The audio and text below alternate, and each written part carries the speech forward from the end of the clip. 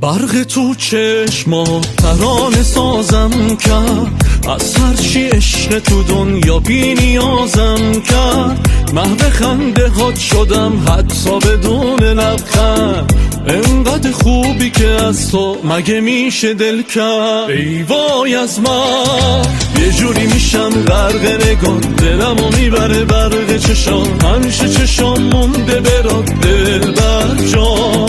ماجرای خاص عشقمون شده همه جا ورد زبون، چه عاشقون از قصمون دل بر جان.